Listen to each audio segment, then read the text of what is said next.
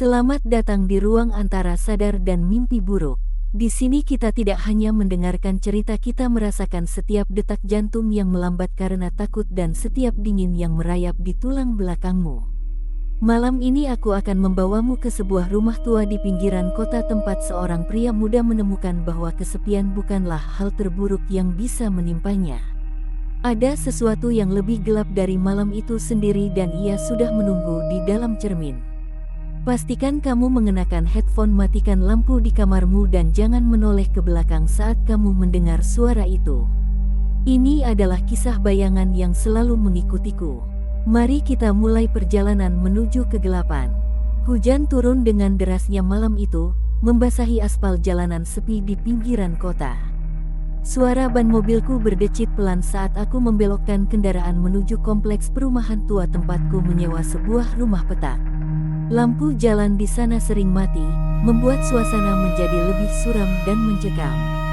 Aku menyalakan wiper mobil untuk mengusir air hujan yang terus-menerus mengguyur kaca depan, namun pandanganku tetap kabur oleh kelelahan setelah bekerja lembur hingga larut malam.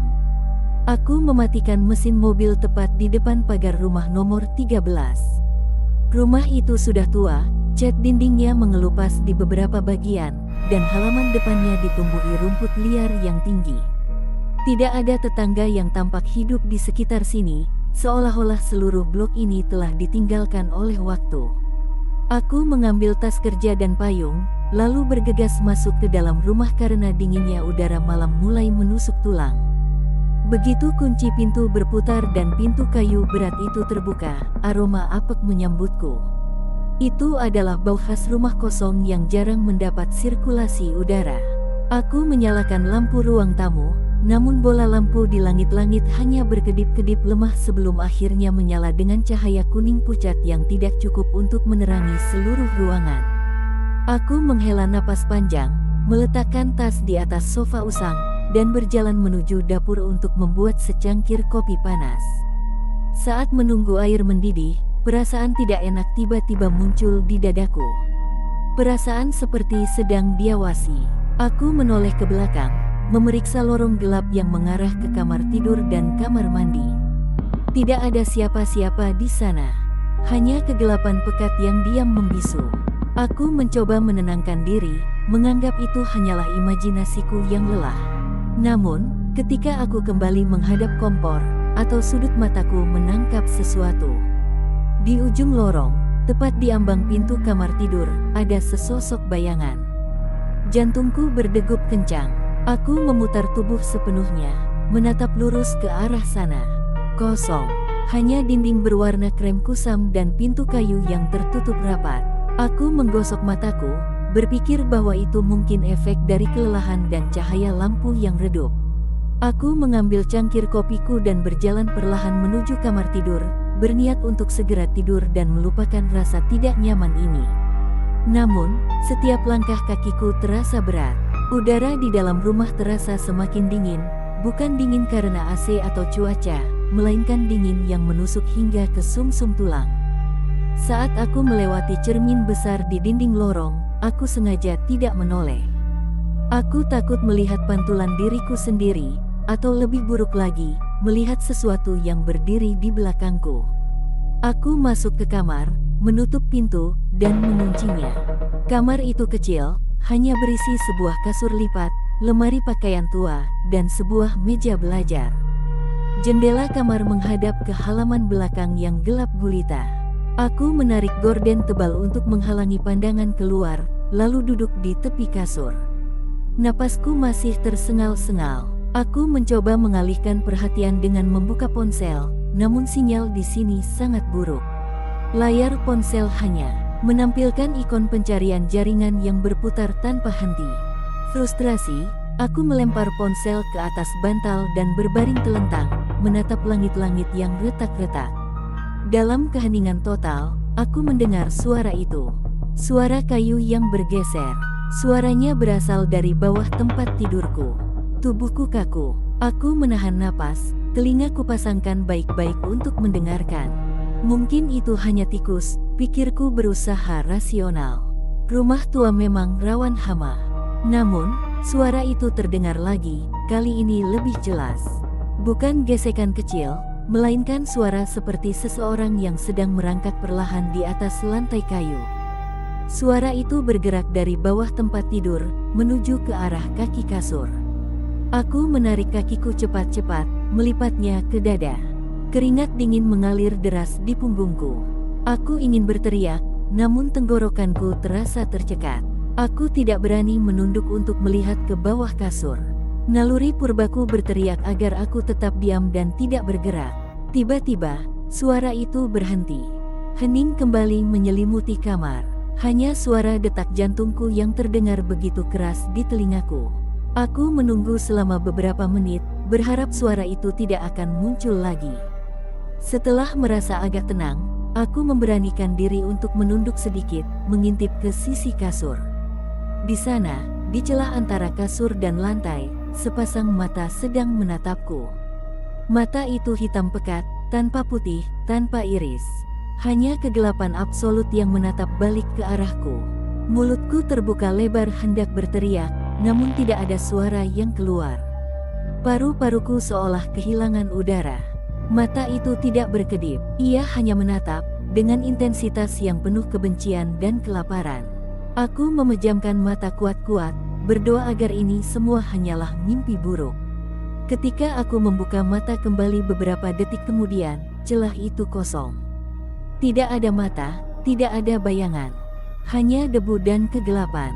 Aku bangkit dari kasur, gemetar tak terkendali. Aku tidak bisa tinggal di kamar ini. Aku harus keluar. Aku meraih ponselku, meski sinyalnya masih nol, dan berlari menuju pintu kamar. Tanganku gemetar saat memutar gagang pintu. Terkunci. Padahal tadi aku sudah memastikan pintu itu terbuka saat masuk. Aku memutar gagang pintu dengan kasar, membantingnya dengan bahu. Pintu itu tidak bergeming. Aku terperangkap. Dari balik pintu, aku mendengar suara napas. Napas yang berat, basah, dan dekat sekali dengan daun pintu. Seolah-olah sosok itu sudah berdiri tepat di depan pintu kamarku, menunggu untuk masuk. Atau mungkin, ia sudah ada di dalam ruangan bersamaku, dan aku tidak menyadarinya. Lampu di kamarku tiba-tiba padam. Gelapan total menelan segalanya. Dalam kegelapan itu, aku merasakan hembusan napas dingin di tengkukku. Seseorang, atau sesuatu, berdiri tepat di belakangku. Kegelapan di dalam kamar terasa padat, seolah-olah udara itu sendiri telah berubah menjadi zat cair yang menekan paru-paruku. Aku tidak berani berbalik. Instingku mengatakan bahwa jika aku menoleh, aku akan melihat wajah yang tidak seharusnya ada di dunia ini. Napas dingin di tengkukku semakin intens, membawa aroma tanah basah dan daging membusuk. Bau itu membuat perutku mual.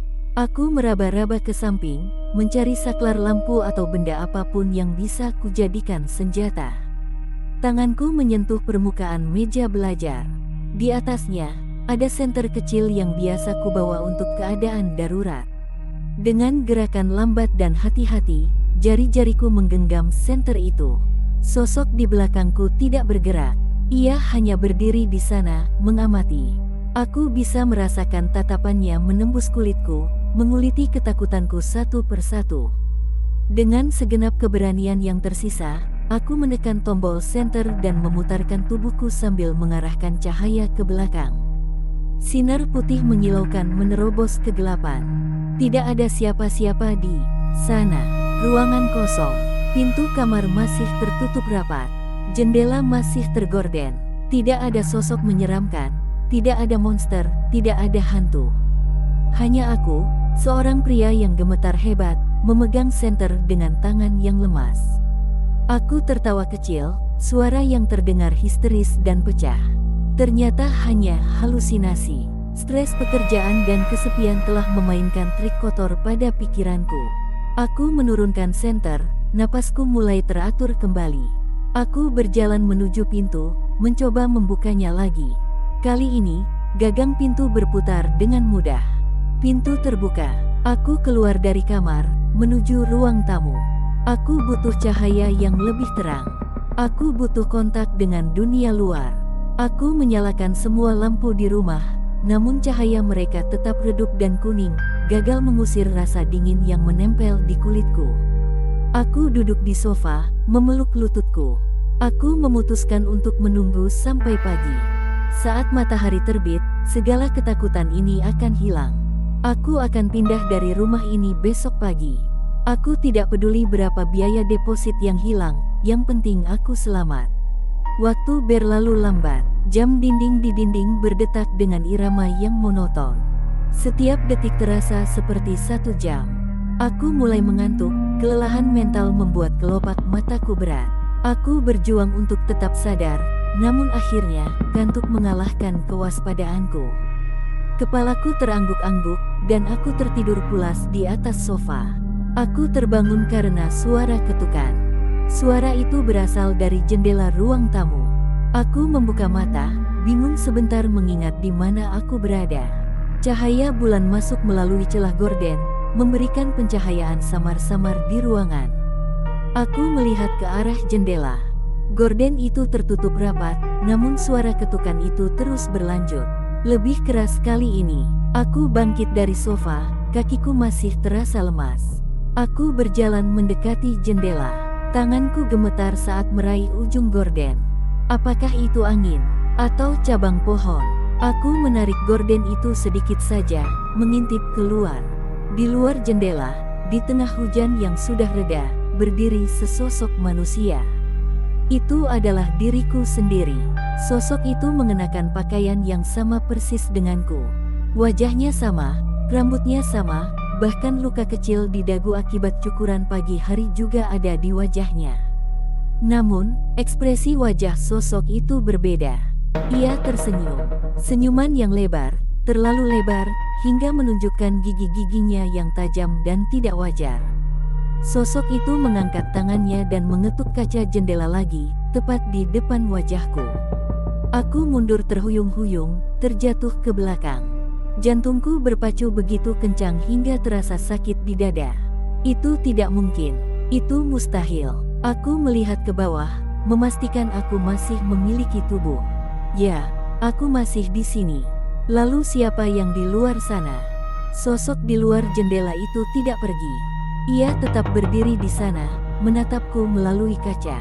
Kemudian, ia mengangkat tangannya dan menunjuk ke arah pintu depan rumah. Aku tidak mengerti apa maksudnya. Namun, tiba-tiba, pintu depan rumah terbuka sendiri. Engsel pintu berderit nyaring, memecah keheningan malam. Angin malam masuk ke dalam rumah, membawa serta daun-daun kering dan debu. Sosok di luar jendela menghilang. Aku terpaku di tempat, tidak bisa bergerak. Pintu depan terbuka lebar, memperlihatkan kegelapan halaman depan. Dari kegelapan itu, langkah kaki terdengar memasuki rumah. Langkah kaki itu berat dan basah, meninggalkan jejak air di lantai keramik. Langkah itu bergerak menuju ruang tamu, menuju tempatku duduk. Aku ingin lari, namun kakiku lumpuh. Aku hanya bisa menonton, terpaku oleh horor yang unfolding di depan mataku. Dari kegelapan lorong, sosok itu muncul. Dia adalah diriku, versi diriku yang lebih pucat, dengan mata hitam pekat tanpa putih, dan senyuman yang robek hingga ke telinga. Ia berjalan dengan gerakan yang patah-patah. Seperti boneka rusak yang dikendalikan oleh tali tak terlihat. Ia berhenti tepat di depanku. Ia menunduk, wajahnya kini hanya berjarak beberapa sentimeter dari wajahku. Aku bisa mencium bau busuk dari napasnya. "Kau terlambat," bisiknya. Suaranya serak, seperti dua batu yang digesekkan satu sama lain. Aku mencoba berbicara, mencoba bertanya siapa dia, namun lidahku keluh. Sosok itu tertawa, suara tawa yang rendah dan mengerikan. Ia mengangkat tangannya, jari-jarinya yang panjang dan kuku hitamnya menyentuh pipiku. "Dingin, sangat dingin. Sekarang giliranmu untuk menjadi bayangan," katanya. Dunia di sekitarku mulai berputar. Pandanganku kabur. Aku merasakan kesadaranku ditarik keluar dari tubuhku, seperti asap yang tersedot ke dalam vakum. Aku mencoba berteriak, mencoba melawan, namun tubuh fisikku tidak lagi merespons perintah otakku. Aku melihat tubuhku sendiri, versi fisikku, tersenyum dengan senyuman yang sama persis dengan sosok di depanku. Tubuh itu berdiri tegak, meregangkan otot-ototnya, seolah-olah baru saja bangun dari tidur panjang. Sementara aku, kesadaran asliku, terasa ringan. Aku melayang. Aku melihat ke bawah, melihat tubuhku yang sekarang dikuasai oleh entitas asing itu berjalan menuju cermin besar di dinding. Entitas itu menatap pantulannya di cermin, lalu menoleh ke arahku yang melayang di udara. Ia melambaikan tangan. "Selamat tinggal," katanya. Aku mencoba mendekat, mencoba masuk kembali ke dalam tubuhku, namun sebuah dinding tak terlihat menahanku. Aku terdorong mundur, semakin jauh, semakin masuk ke dalam kegelapan. Aku menyadari dengan horor bahwa aku tidak lagi berada di ruang tamu. Aku berada di dalam cermin. Aku menatap keluar. Melalui kaca cermin, aku melihat sosok itu, yang sekarang menggunakan tubuhku, berjalan santai menuju pintu depan. Ia membuka pintu, melangkah keluar ke malam hari, dan menutup pintu di belakangnya. Aku terpencil di dalam cermin. Gelap, dingin, sendiri, dan di sudut mataku, di dalam kegelapan refleksi cermin ini, aku melihat bayangan-bayangan lain. Banyak sekali. Mereka semua menatapku. Mereka semua adalah orang-orang yang sebelumnya terperangkap di sini. Dan mereka semua tersenyum. Kini, akulah yang menjadi bayangan. Dan aku akan selalu mengikuti siapapun yang berikutnya menyewa rumah nomor 13 ini. Menunggu giliranku untuk bebas. Menunggu korban berikutnya. Hujan mulai turun lagi di luar, mencuci jejak kaki basah yang ditinggalkan oleh tubuhku yang dicuri. Namun di dalam cermin, tidak ada hujan. Hanya keheningan abadi, dan tatapan ribuan mata yang lapar akan kebebasan. Cerita telah berakhir, namun apakah ketakutan itu benar-benar pergi? Coba lihat sekeliling kamarmu sekarang, apakah bayangan di sudut ruangan itu bergerak sedikit lebih lambat dari seharusnya? Ingatlah bahwa setiap kali kamu melihat ke dalam cermin ada kemungkinan kecil bahwa refleksi yang kamu lihat bukan lagi dirimu melainkan sesuatu yang sedang belajar menjadi kamu. Jika kamu merasa bulu kudukmu berdiri atau jika kamu mendengar ketukan halus di jendela, jangan abaikan itu, mungkin giliranmu sudah dekat. Terima kasih telah bertahan hingga akhir cerita ini. Jika kamu ingin mendengar lebih banyak kisah dari sisi lain realitas, jangan lupa untuk menekan tombol berlangganan dan nyalakan lonceng notifikasi agar kamu tidak ketinggalan ketika kami kembali membawa cerita terbaru. Sampai jumpa di kegelapan berikutnya. Tidurlah dengan nyenyak jika kamu bisa.